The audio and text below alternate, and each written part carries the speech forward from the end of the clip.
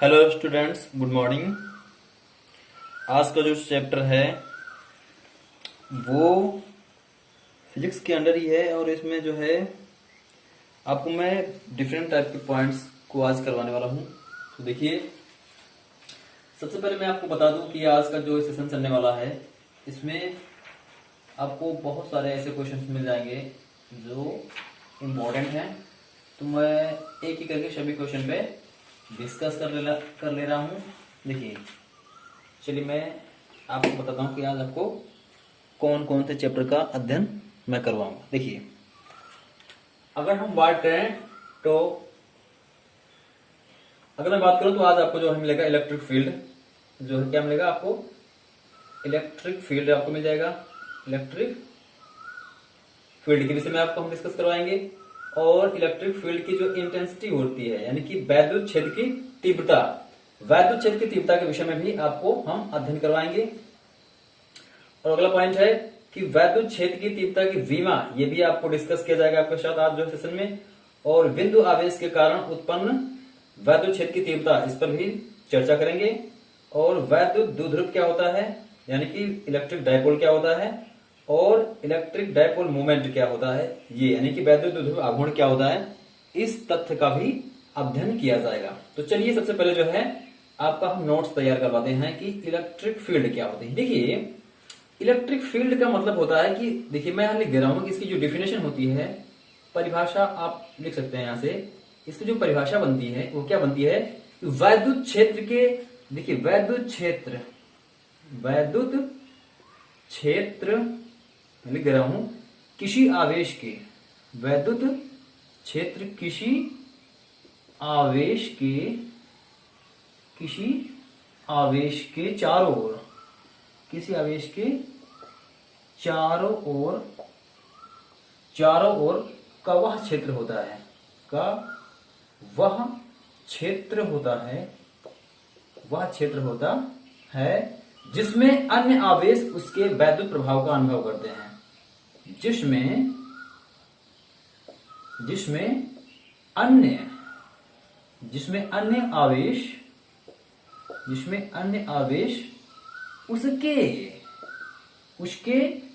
वैद्युत प्रभाव का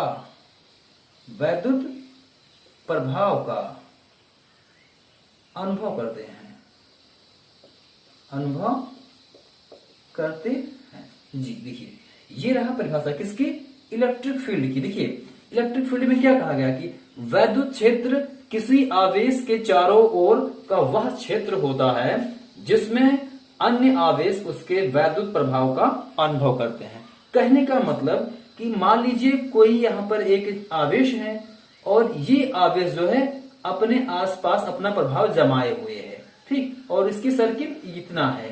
तो ये जो आवेश है, ये जो अपना इस एरिया में सर्किल अपना प्रभाव जमाए हुए है, अगर हम मान लेते हैं कि ये आवेश यहां पर है और कोई दूसरा आवेश, किसी अन्य आवेश को अगर हम लाते हैं यहां पे, तो अगर ये जो दूसरा आवेश मैं ला रहा हूं, सपोज अगर मैं Q0 का ला रहा हूं इस एरिया, इस पॉइंट पे पार्टिकुलर, तो अगर यहां पे ये वाला आवेश जो है अगर इसके प्रभाव का अनुभव कर रहा है, कहने का मतलब जितने भी एरिया में जो है ये वाला आवेश इसके प्रभाव का अनुभव करेगा, वो पूरा क्षेत्र क्या कहलाएगा?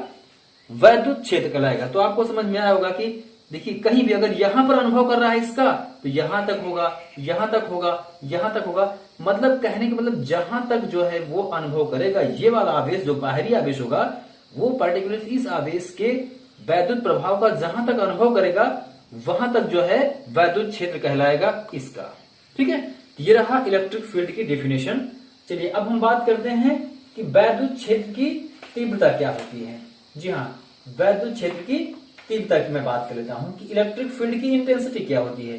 देखिए, इसको आप लोग नोट डाउन कर सकते हैं। ये हो गया आपका इलेक्ट्रिक फील्ड। अब हम बात करते हैं कि इलेक्ट्रिक फील्ड की जो है इंटेंसिटी क्या होती है, यानी इलेक्ट्रिक फील्ड की इंटेंसिटी के विषय में आपको हम बताते हैं। देखिए, चलिए ये तो हो गया आपका वैद्युत क्षेत्र। अब मैं इसको मिटा दे रहा हूं, ठीक है, आप इसको स्किप करिए, आप इस पॉज करके आप लिख सकते हैं, ठीक है। चलिए इसको मैं मिटा दे रहा हूं, ये तो हो गया इलेक्ट्रिक फील्ड। चलिए अब मैं बात करता हूं कि वैद्युत क्षेत्र की तीव्रता, और मैं इसकी डिफिनेशन की बात करूं कि कि वैद्युत क्षेत्र की तीव्रता क्या होती है। देखिए, अगर हम वैद्युत क्षेत्र की तीव्रता की बात करें तो इसकी परिभाषा कुछ इस प्रकार से बनती है। मैं पहले परिभाषा लिख दे रहा हूं ताकि आपका नोट्स तैयार हो जाए। देखिए, इसकी जो परिभाषा बनती है कि वैद्युत क्षेत्र के किसी बिंदु पर, जहां पर वैद्युत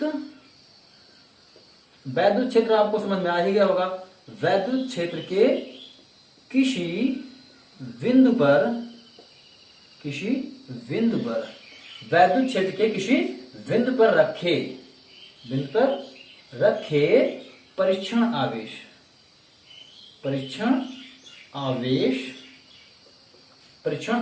के प्रति एकांक आवेश पर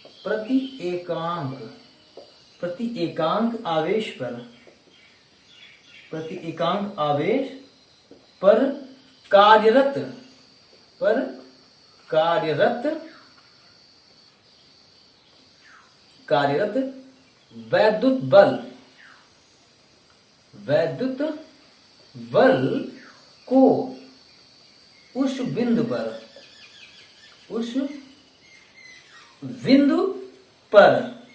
उस बिंदु पर वैद्युत क्षेत्र की तीव्रता कहते हैं। वैद्युत क्षेत्र की तीव्रता कहते हैं।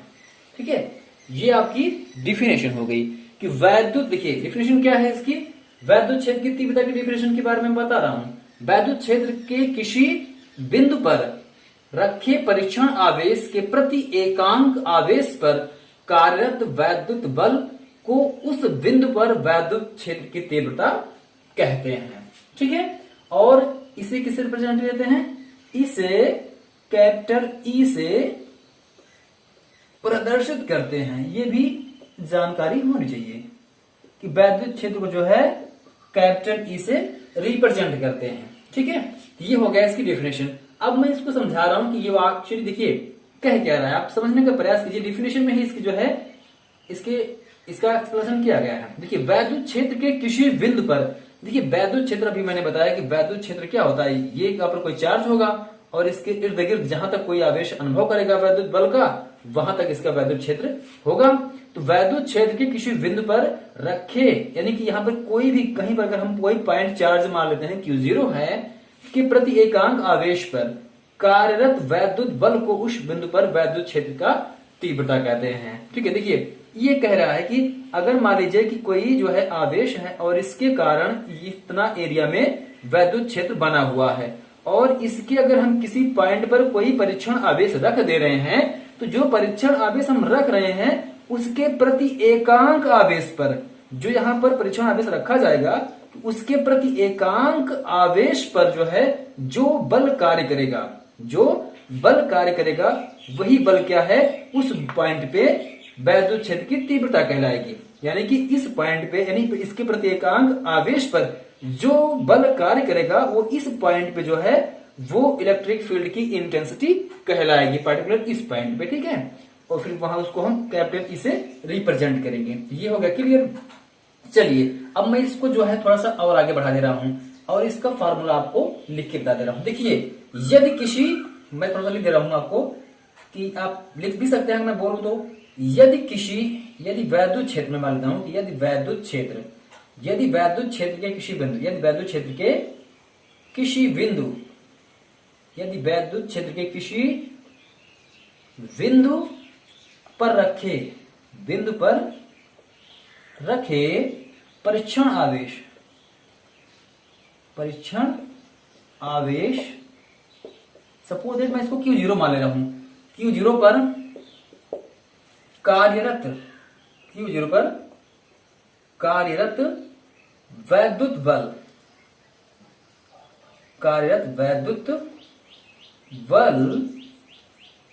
बल कितना है उसको मैं F डैश मान ले रहा हूं। तब हो तो उस बिंदु पर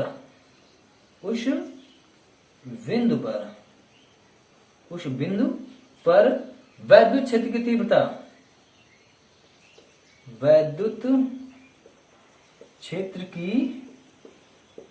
तीव्रता, किससे दिखाएंगे इसको, कैपिटल ई से दिखाएंगे। Capital E vector capital E is equal to F upon Q0, ये मिलेगा। ये क्या है? ये वैद्युत क्षेत्र की तीव्रता है। अगर मैं इसके यूनिट की बात करूं तो इसकी जो SI यूनिट होती है, SI अगर मात्रक जो होता है वैद्युत क्षेत्र की तीव्रता का, जो SI मात्रक होता है वो होता है न्यूटन प्रति कूलाम। जी हाँ, क्या होता है? न्यूटन प्रति कूलाम जो है ये मात्रक होता है। और मैं बात करूं कि जो ये वेक्टर E है, ठीक है, इलेक्ट्रिक फील्ड की जो इंटेंसिटी है ये प्रकार की सदिश राशि होती है। कैसी राशि होती है? ये सदिश राशि होती है। ठीक है, कहने का मतलब जो E है, जो वैद्युत क्षेत्र की तीव्रता E है, ये एक सदिश राशि होती है जिसकी दिशा परीक्षण आवेश, जो परीक्षण धनावेश होता है उस पर कार्य वैद्युत बल की दिशा में होती है। चलिए मैं बता दे रहा हूं कि सपोज दैट ये कोई सर्किल है, यहां पर मेरा कोई आवेश है और यहां पर कोई परीक्षण धनावेश Q0 रखा गया है। तो अगर मैं बात करूं कि जो वैद्युत क्षेत्र की तीव्रता की दिशा होगी वो जो है, जो बल लगेगा इस पे उसकी दिशा की ओर होगी। अगर फोर्स इधर को लग रहा है तो वैद्युत क्षेत्र की तीव्रता भी इधर को ही होगी। ये बात शो कर रहा है। और जो है वैद्युत क्षेत्र की जो तीव्रता होती है वो एक वेक्टर क्वांटिटी है, ये यानी सदिश राशि है। और इसकी जो यूनिट है SI यूनिट, वो न्यूटन प्रति कूलाम होती है। इस प्रकार से आपको जानकारी मिल गई कि जो है इलेक्ट्रिक फील्ड की इंटेंसिटी क्या होती है। चलिए तो ये आप इसको नोट डाउन कर सकते हैं। अगर मैं बात करूं तीसरे पॉइंट की, देखिए जो तीसरा पॉइंट है ये है कि वैद्युत क्षेत्र की तीव्रता की जो बीमा होती है, यानी डायमेंशन की मैं बात करूं तो चलिए मैं इसकी डायमेंशन आपको निकाल के बता दे रहा हूं। आप इसको नोट कर सकते हैं। चलिए मैं इसको मिटा दे रहा हूं। देखिए अगर मैं बात करूं कि इलेक्ट्रिक फील्ड की जो इंटेंसिटी है उसकी डायमेंशन कितनी होती है, चलिए मैं इसको भी आपको करके दिखा दे रहा हूं। देखिए किसकी इलेक्ट्रिक फील्ड की इंटेंसिटी, देखिए इलेक्ट्रिक वैद्युत क्षेत्र की तीव्रता की बीमा। अब आपको इसकी बीमा निकालनी है। चलिए करना क्या है, देखिए बीमा निकालने के लिए सबसे पहले आपको क्या करना पड़ेगा, वैद्युत क्षेत्र की तीव्रता की बीमा निकालनी है। किसकी? वैद्युत क्षेत्र की तीव्रता की बीमा। तो सबसे पहले आप जो है आप फार्मूला लिखेंगे। E इक्वल टू क्या होता है? F अपान Q0 होता है। और इसको लिखने के लिए आपको लिखना पड़ेगा मात्रक, और मात्रक लिखने के लिए देखिए F का मात्रक यानी कि न्यूटन होता है। क्या होता है? न्यूटन। और ये बटे कूलाम हो जाएगा, न्यूटन बटे कूलाम। तो देखिए अगर आपको E की बीमा लिखनी है, किसकी? E की अगर बीमा निकालनी है तो मात्रकों से हम निकालते हैं। तो मैं क्या करूंगा, अब यहां मुझे मिल गया न्यूटन। तो न्यूटन की बीमा क्या होती है? आप जानते हैं कि बल का मात्रक जो न्यूटन है उसकी बीमा होती है ml t की पावर -2 होती है। ठीक है, और कूलाम की जो बीमा होती है वो होती है AT। जो कूलाम है वो AT होती है। पिछले वीडियो में बताया था मैंने कि Q बराबर क्या होता है IT, यहां से हम AT रखते हैं। किसकी बीमा? कूलाम की। तो अब करना क्या है मुझे, देखिए बीमा हमेशा बड़े ब्रैकेट में लिखी जानी चाहिए क्योंकि ये रूल होता है लिखने का। अब M फिर L, उसके बाद T यहां पर 1 है, वो पॉजिटिव है, ऊपर जाएगा तो नेगेटिव में हो जाएगा, तो T की पावर कितनी हो जाएगी? -3 हो जाएगी। और फिर यहाँ A बचेगा, और A ऊपर जाएगा तो माइनस में हो जाएगा, इनवर्स में। ये हो गई बीमा किसकी? इलेक्ट्रिक फील्ड के इंटेंसिटी की बीमा क्या होती है? ML T की पावर -3 A इनवर्स। ये जो है वैद्युत क्षेत्र की तीव्रता की बीमा हो गई। आप इसको भी नोट डाउन कर सकते हैं। ठीक है, ये भी अपने आप में एक पॉइंट है। चलिए अब अगला पॉइंट है कि देखिए अगला पॉइंट की मैं बात करूं तो देखिए अगला पॉइंट क्या है कि बिंदु आवेश के कारण उत्पन्न वैद्युत क्षेत्र की तीव्रता। बिंदु आवेश के कारण उत्पन्न वैद्युत क्षेत्र की तीव्रता, यानी कि आपको एक पॉइंट चार्ज लेना है और उस पॉइंट चार्ज, यानी कि एक पॉइंट चार्ज होगा और इससे एक दूरी पर कोई पॉइंट होगा, वहां पर आपको इलेक्ट्रिक फील्ड की इंटेंसिटी फाइंड आउट करनी है। तो इसको आप नोट कर लें, मैं आपको बता रहा हूं। ठीक है, चलिए इसको मिटा दे रहा हूं। चलिए अब हम बात करते हैं कि बिंदु आवेश के कारण उत्पन्न वैद्युत क्षेत्र की तीव्रता क्या होती है, यानी कि electric field intensity due to a point charge. देखिए सपोज दैट, मान लेते हैं, मैं यहां पर थोड़ा लिख दे रहा हूं, आपका डेरिवेशन है ये, और डेरिवेशन आपको समझना पड़ेगा। देखिए सबसे पहले आप लिखेंगे माना बिंदु आवेश, माना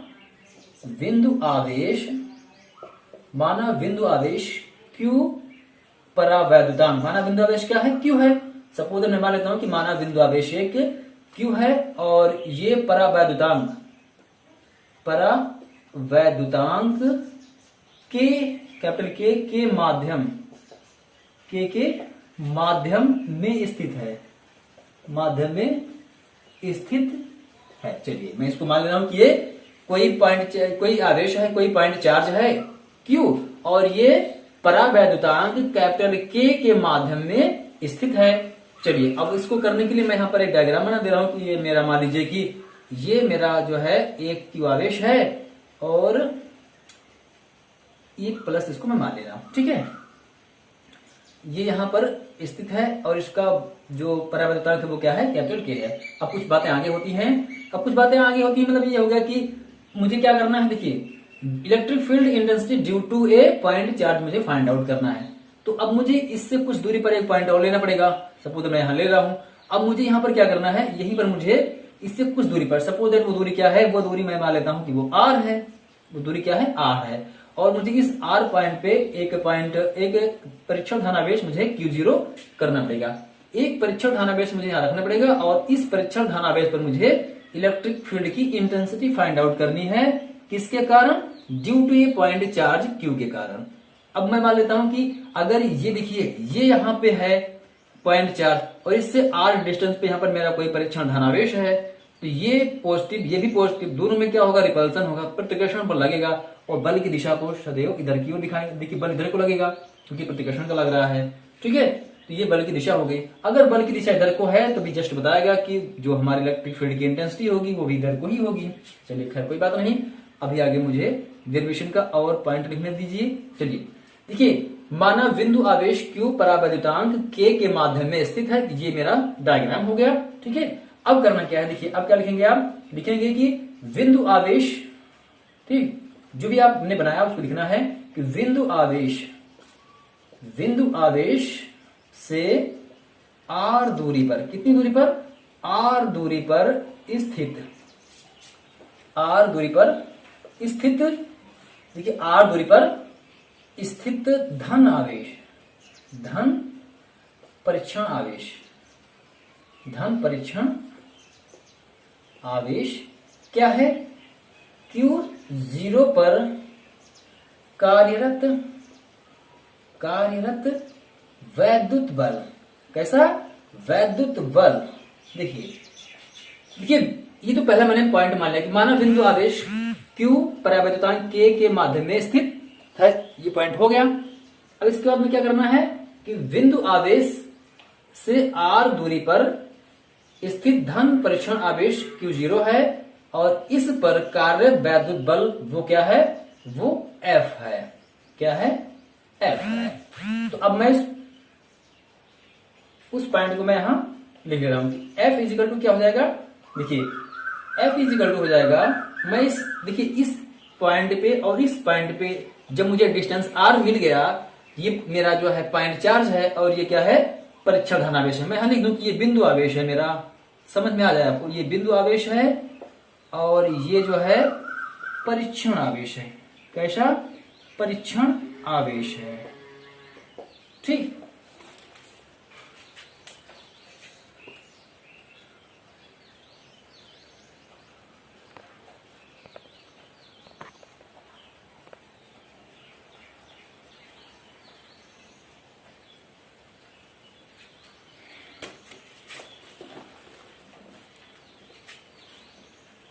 चलिए देखिए क्या करना है, ये बिंदु आवेश है और ये परीक्षण आवेश है, दोनों के बीच की दूरी r है, तो जाहिर सी बात है इनमें कूलाम का बल तो लगेगा ही।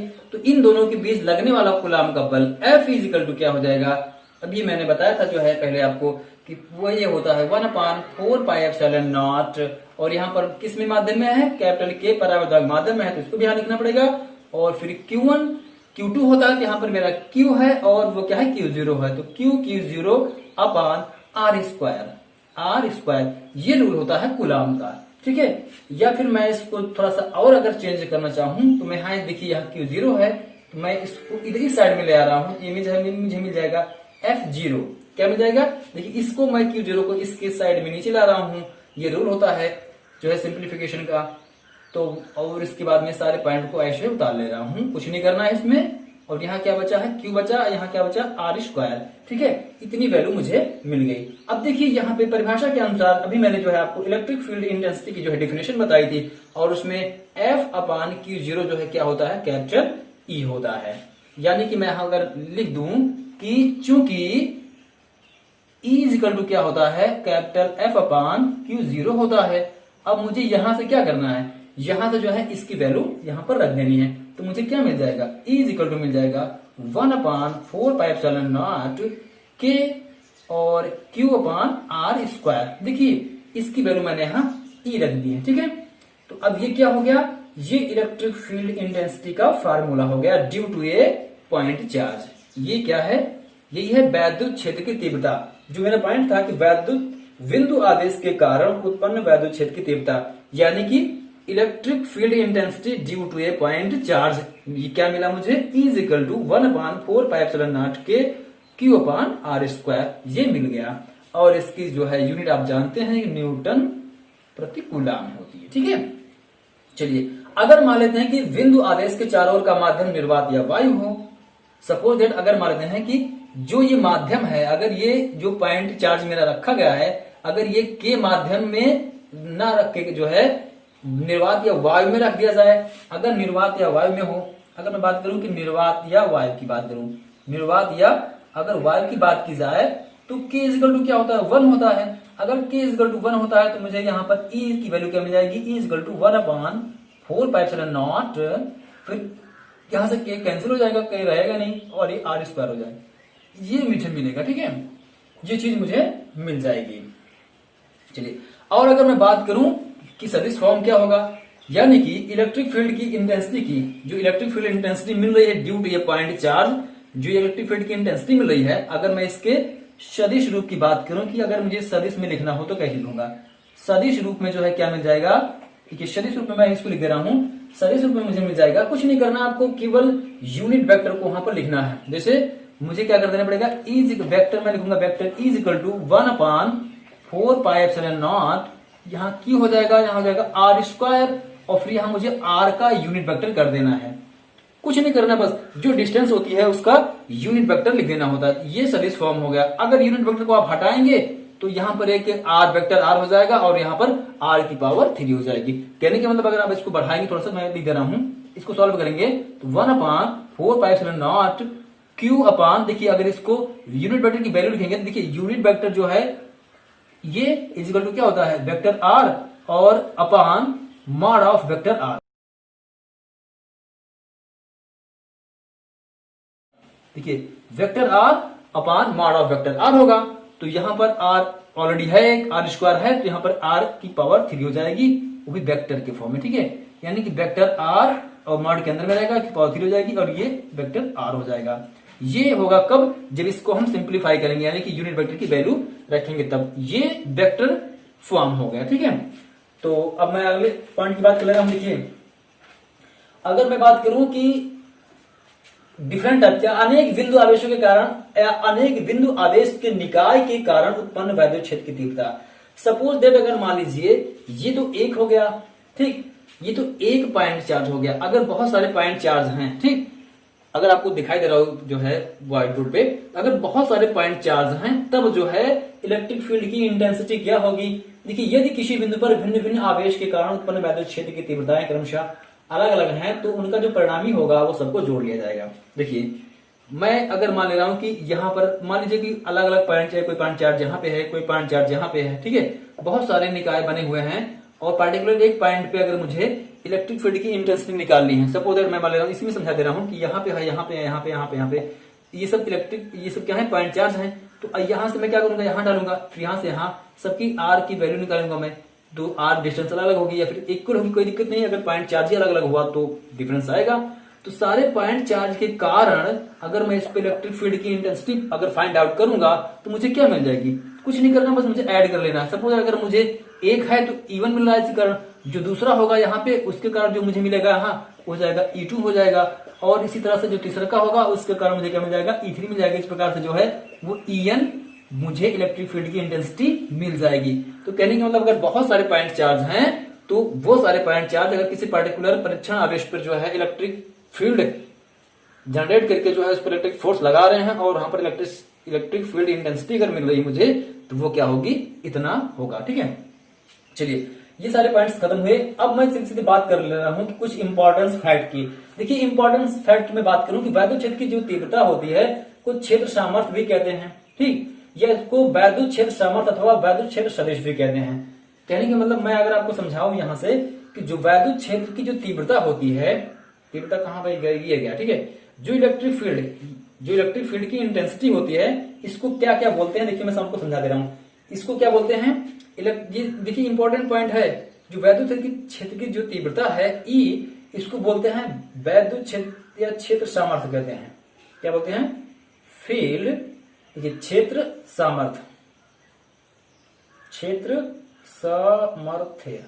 इसको क्षेत्र सामर्थ्य भी कहते हैं अथवा वैद्युत क्षेत्र सदिश कहते हैं, वैद्युत क्षेत्र सदिश भी कहते हैं। ये भी एक पॉइंट है। ठीक है, यानी कि जो वैद्युत क्षेत्र की तीव्रता है इसको क्या बोलते हैं, क्षेत्र सामर्थ्य या वैद्युत क्षेत्र सदिश कहा जाता है। अपने अपने पॉइंट है। और दूसरा पॉइंट क्या है कि वैद्युत क्षेत्र की तीव्रता स्रोत आवेश पर निर्भर करती है, परीक्षण आवेश के परिमाण पर नहीं। देखिए कहने का मतलब जो इसका मैग्नीट्यूड होगा, जो परीक्षण धनावेश है इसका जो मैग्नीट्यूड होगा ये इस पर निर्भर नहीं करती है, बल्कि किस पर निर्भर करती है, स्रोत आवेश पर निर्भर करती है कि वो आवेश कहां से उत्पन्न हो रहा है, इससे डिपेंड करती है, ना कि उसका मैग्नीट्यूड कितना है इस पर डिपेंड नहीं करती। ये भी अपना अपना पॉइंट है। और अगर मैं दूसरा बात करूं कि बिंदु आवेश के कारण उत्पन्न वैद्युत क्षेत्र की तीव्रता वो क्या होती है, सदैव जो है दूरी के वर्ग के व्युत्क्रम का रूल का पालन करती है। कहने की मतलब देखिए यहाँ पे देखिए जो कूलाम का नियम था जस्ट वैसे ये भी है, व्युत्क्रम वर्ग का नियम जैसे कूलाम का था वैसे जो इलेक्ट्रिक फील्ड की इंटेंसिटी है, मैं यहाँ दिखा दे रहा हूँ। देखिए जो इलेक्ट्रिक फील्ड की इंटेंसिटी है यहाँ पर कैसी है, देखिए यानी कि जो रिलेशन है डिस्टेंस में और ई में वो है कि E is inversely proportional to 1/r² है। देखिए यहाँ पर ये एक प्रकार का फैक्ट भी है, ई इनवर्सली प्रोपोर्शनल टू 1/r²।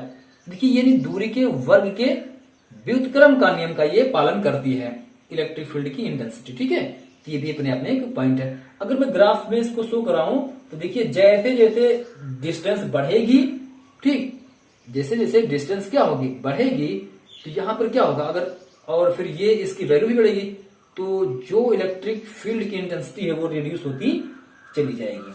आप समझने का प्रयास कीजिएगा कि जैसे जैसे जो है इलेक्ट्रिक फील्ड, देखिए आर का मान बढ़ेगा, जब आर का मान बढ़ेगा तो इसके स्क्वायर का मान और ज्यादा होगा, अगर इसके स्क्वायर का मान और ज्यादा होगा तो पूरी वैल्यू को डिवाइड करेंगे हम तो वो वैल्यू कम आएगी। तो कहने के लिए कि डिस्टेंस जितना ज्यादा बढ़ेगी इंटेंसिटी उतना ही कम होती जाएगी। अगर मैं ग्राफ की बात करूं कि आर और देखिए 1/r² और ई के बीच में अगर हम ग्राफ खींचें तो मुझे एक सीधी रेखा मिलती है। कैसी मिलती है, एक सीधी रेखा मिलती है। अगर ग्राफ खींचें किसके बीच में, मुझे ई के बीच में खींचना है और 1/r² के बीच में मुझे ग्राफ खींचना है तो मुझे क्या मिलेगी, एक सीधी रेखा मिलेगी। इस प्रकार से मुझे एक सीधी रेखा प्राप्त होगी। ठीक है, तो ये रहा जो है, ये क्या रहा, ये टोटल ग्राफ रहा। ठीक है, ई के बीच में और 1/r² के बीच में ये ग्राफ मुझे मिल रहा है कि स्ट्रेट लाइन मिलती है। ठीक है, तो ये सारे पॉइंट इलेक्ट्रिक फील्ड से जो जुड़े थे अब ये खत्म हुए। अब जो अगला पॉइंट है वो है वैद्युत द्विध्रुव। जी हाँ, इलेक्ट्रिक डाइपोल। अब मैं आपको बताने जा रहा हूं कि इलेक्ट्रिक डाइपोल क्या होता है। इससे पहले मैं जो है इसको मिटा दूं। ठीक है, आप तक तो नोट डाउन कर सकते हैं, जो भी पॉइंट आप इसमें से नोट करना चाहें आप नोट कर सकते हैं स्क्रीन को रो करके। चलिए अब मैं आपको इसको अरेंज कर दे रहा हूं।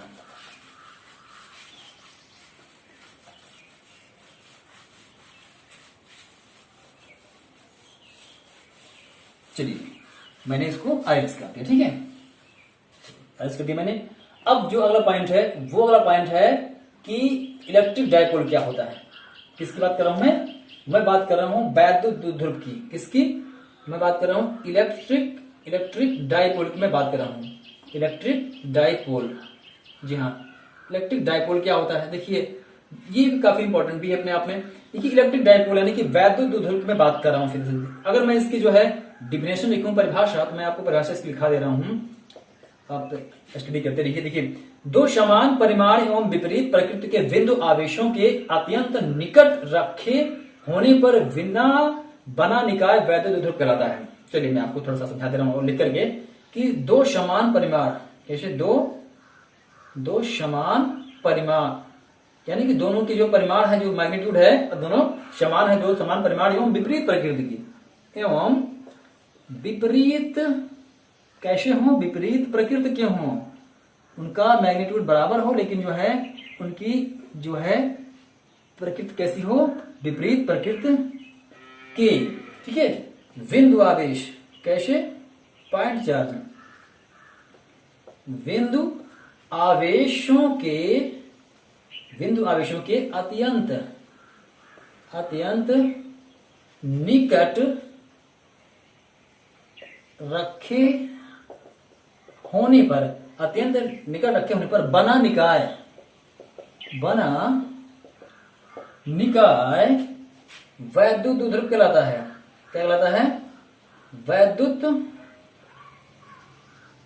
द्विध्रुव कहलाता है, वैद्युत द्विध्रुव कहलाता है। चलिए, ये हो गया डिफिनेशन, आप डिफिनेशन को लिख सकते हैं। देखिए मैं इसको एक बार समझा रहा हूं फिर से, कि दो समान परिमाण एवं विपरीत प्रकृति के बिंदु आवेशों के अत्यंत निकट रखे होने पर बना निकाय वैद्युत द्विध्रुव कहलाता है, यानी कि इलेक्ट्रिक डाइपोल कहलाता है। देखिए इलेक्ट्रिक डाइपोल के विषय में बता दूं, ये कह रहा है, मान लीजिए यहां पर कोई एक पॉइंट चार्ज क्या है, वो है प्लस क्यू, और फिर यहां पर जो आवेश होगा मान लीजिए वो रखा गया है। देखिए अत्यंत निकट होना चाहिए, दूर ज्यादा नहीं, बहुत कम दूरी। मैं दिखा दे रहा हूं कि दूरी भाई दिखाना पड़ेगा।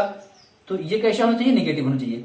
अगर मान लीजिए एक पॉजिटिव है दूसरा निगेटिव है, लेकिन दोनों अगर इस पे 2 कूलम का प्लस है तो इस पे 2 कूलम का माइनस होना चाहिए, तभी डाइपोल बनेगा।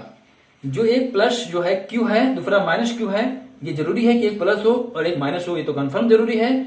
और दूसरी बात यह है कि दोनों अत्यंत निकट हो, और तीसरी बात यह है कि इन दोनों का मैग्नीट्यूड बराबर हो। ये भी अगर ये 2 कूलम का है तो ये भी 2 कूलम का होना चाहिए, लेकिन दोनों अपोजिट होने चाहिए। तब जो है इनके सिस्टम का जो सिस्टम बनेगा वही क्या कहलाएगा, इलेक्ट्रिक डाइपोल कहलाएगा। तब ये अपने आप में क्या कहलाएंगे, ये डाइपोल कहलाएंगे। ठीक है, चलिए तो पॉइंट क्लियर हो गया। अब मैं जैसे बात कर रहा हूं, जैसे अब देखिए ऐसे अणु जिनके एक सिरे पर धनावेश तथा दूसरे सिरे पर समान परिमाण का ऋणावेश हो। अब अगर मैं एग्जांपल की बात करूं, थोड़ा सा केमिस्ट्री में इसमें अप्लाई कर दे रहा हूं। जैसे सपोज अगर आपका HCl हो गया, HCl हो गया, ये भी शो करता है, H2O भी शो करता है, और NH3 भी जो है शो करता है, CH4 शो करता है। कौन कौन से होते हैं, CH4 भी शो करता है और CO2 भी शो करता है। ये सारे क्या होते हैं, ये सब जो है वैद्युत द्विध्रुव यानी इलेक्ट्रिक डाइपोल का जनरेशन करते हैं। देखिए ये कैसे करते हैं, सपोज मान लीजिए HCl है, तो HCl अगर तोड़ेगा तो H प्लस और धन Cl निगेटिव बनेगा। अब देखिए HCl में होता क्या है, ये होता है कि एक्चुअली H प्लस और Cl निगेटिव बहुत करीब करीब जुड़े होते हैं। ठीक है, जुड़े होते हैं, बहुत करीब करीब होते हैं। एक हाइड्रोजन का होता है और इससे कुछ ही दूरी पर, बहुत ही सूक्ष्म दूरी पर क्या होता है, एक क्लोरीन आयन होता है। दोनों चिपके हुए होते हैं, थोड़ा डिस्टेंस होती है, उनकी बॉन्डिंग की जो लेंथ होती है थोड़ा होती है, और वो डाइपोल का फॉर्मेशन करते हैं। तो जो डिस्टेंस होती है वो काफी मिनिमम होती है। ये चीज जो है मैं दिखा रहा हूँ, ये चीज जो है बहुत कम होती है। और देखिए यहाँ पर एक ही धन आवेश है और यहाँ पर एक ही ऋण आवेश है।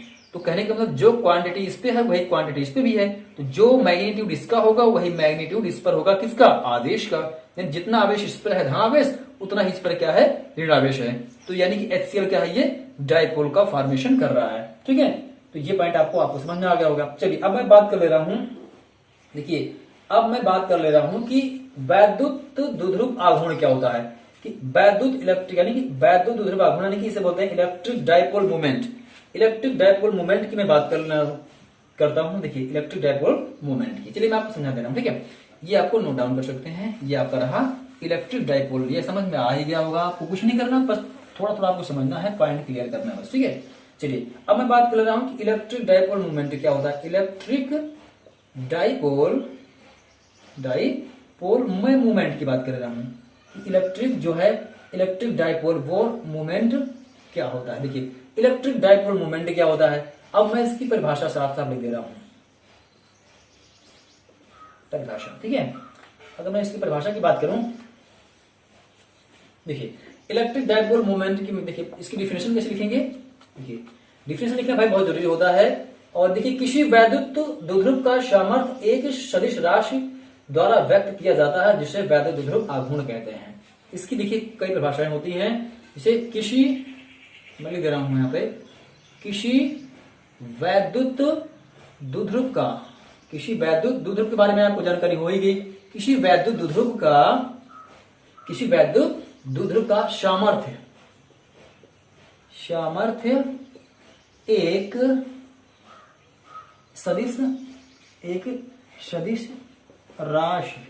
सदिश राशि द्वारा व्यक्त किया जाता है, जिसे वैद्युत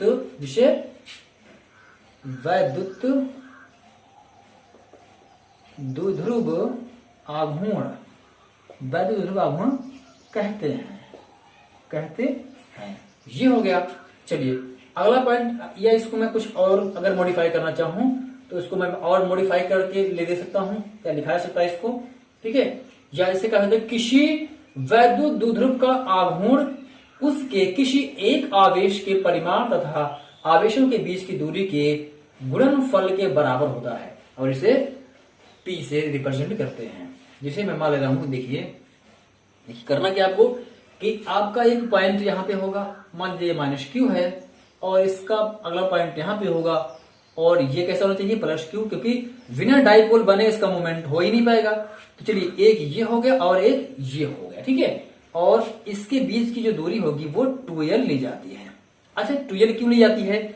देखिए 2l इसलिए लिया जाता है क्योंकि यहाँ पर इसका एक सेंटर पॉइंट होगा जिसके अक्रॉस ये घूमेगा। देखिए जो एक सेंटर पॉइंट होगा, देखिए आघूर्ण की बात की गई है कि वैद्युत द्विध्रुव आघूर्ण, अगर आघूर्ण जब भी होगा, देखिए जब भी आघूर्ण होता है, मैं आपको बता दूं पेन रख करके कि अगर सपोज दैट ये पेन है ऐसे है, तो यहाँ पर एक इसका सेंटर पॉइंट होगा और इसके एक्सिस से घूमेगी ऐसे, ठीक, ऐसे से घूमती है, ये मूवमेंट बनाती है, ठीक है, इस प्रकार से घूमती है। इसका ये पॉइंट हो जाएगा, तो ये डिस्टेंस l होती है, डिस्टेंस l होती है। इस पॉइंट से पर्टिकुलर इस पॉइंट से इधर l होता है और इधर भी l होता है, डिस्टेंस होता है। यानी कि जितनी इस पॉइंट से जितनी दूरी पर माइनस क्यू रहेगा उतनी दूरी पर जो है माइनस और प्लस क्यू रहता है। इस प्रकार से हम टोटल डिस्टेंस को क्या लिखते हैं, 2l लिखा जाता है। आपको कंफ्यूजन नहीं होना कि 2l ही क्यों लिखा गया, तो आपको समझ में आ गया होगा 2l क्यों लिखा जाता है, ठीक है। तो ये हमेशा जो है दोनों पॉइंट चार्ज के बीच में जो है डिस्टेंस वो 2l रहेगी। किस कंडीशन में? डाइपोल की कंडीशन में 2l ही लिखी जाती है। चलिए ये तो हो गया। अब मान लेते हैं कि भाई पॉइंट बी है और इस पॉइंट को मैं कोई मान लेता हूं ये ए है, ठीक है। तो अब अगर मैं लिखना चाहूं तो देखिए इसमें करना क्या है, कुछ नहीं करना है कि मैं एक बार आपको फिर से समझा दे रहा हूं कि किसी वैद्युत द्विध्रुव का सामर्थ्य एक सदिश राशि द्वारा व्यक्त किया जाता है जिसे वैद्युत द्विध्रुव आघूर्ण कहते हैं, और इसे किसे दिखाते हैं, इसे किसे बताते हैं, इसे दिखाते हैं P से। किससे? इसे P से प्रदर्शित करते हैं। या फिर इसकी डिफिनेशन अगर मैं कुछ और लिखूं तो इस प्रकार से होता है कि किसी वैद्युत द्विध्रुव का आघूर्ण जो होता है वो उसके किसी एक आवेश के परिमाण तथा आवेशों के बीच की दूरी के गुणनफल के बराबर होता है, और इसे P से रिप्रेजेंट करते हैं। चलिए मैं लिख दे रहा हूं कि थोड़ा सा डिफिनेशन मैं यहाँ पर डिफिनेशन करवा दूं कि यदि मान लेते हैं कैसा, यदि वैद्युत द्विध्रुव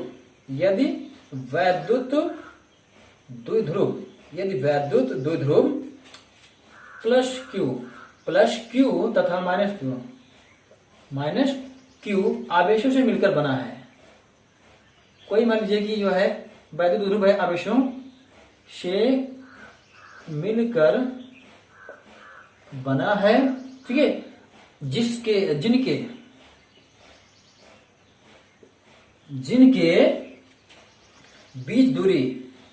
बीच जो दूरी है वो कितनी है, 2l है। देखिए मैंने दिखा दिया कि ये आपका पर्टिकुलर इसमें दिखाई दे रहा है 2l है, तो तब क्या होगा, तब जो है वैद्युत द्विध्रुव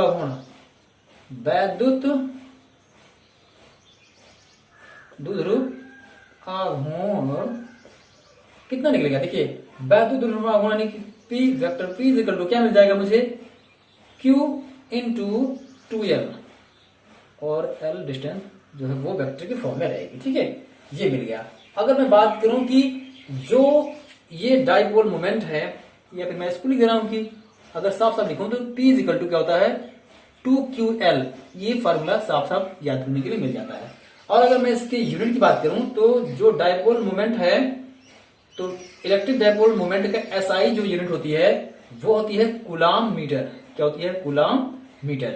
एसआई यूनिट क्या होती है? ये एसआई यूनिट एक कूलाम मीटर होती है। और अगर इसके बीमा की मैं बात करूं तो यानी कि इसकी बीमा जो P है इसकी बीमा होती है LTA। क्या होती है? बीमा होती है LTA। अच्छा देखिए LTA बीमा कैसे होगी मैं दिखा दे रहा हूं। देखिए AT किसकी बीमा है? ये कूलाम की है। और मीटर की बीमा L, तो LTA ये हो गया किसकी बीमा? ये डायपोल मोमेंट की बीमा हो जाती है। और यह एक वेक्टर क्वांटिटी है। कैसी राशि है? यह एक सदिश राशि है। इस पॉइंट को भी ध्यान दिया जाए कि यह एक सदिश राशि है, इसकी बीमा LTA होती है और इसकी SI यूनिट जो होती है कूलाम मीटर होती है, जिसकी दिशा ऋणावेश से धनावेश की ओर होती है। किधर को होती है? ऋणावेश से धनावेश की ओर होती है इसकी दिशा। ठीक है, किसकी दिशा? डायपोल मोमेंट की दिशा जो है किधर की होती है? ऋणावेश से धनावेश की ओर होती है सदैव। ठीक है, ये पॉइंट भी खत्म हुआ। अब मैं नेक्स्ट पॉइंट में आपको बताऊंगा कि electric field intensity due to an electric dipole. अब आपको क्या करना है कि नेक्स्ट वीडियो में जो है वैद्युत क्षेत्र की तीव्रता निकालनी है और किसके कारण? इलेक्ट्रिक डायपोल के कारण। इलेक्ट्रिक डायपोल के कारण जो है वो जो अक्षीय स्थिति होती है और जो निरक्षीय स्थिति होती है और किसी भी स्थिति में जो है होती है, ये कंडीशन जो है आपको मैं बताऊंगा अगले वीडियो में। तो थैंक्स टू वॉच एंड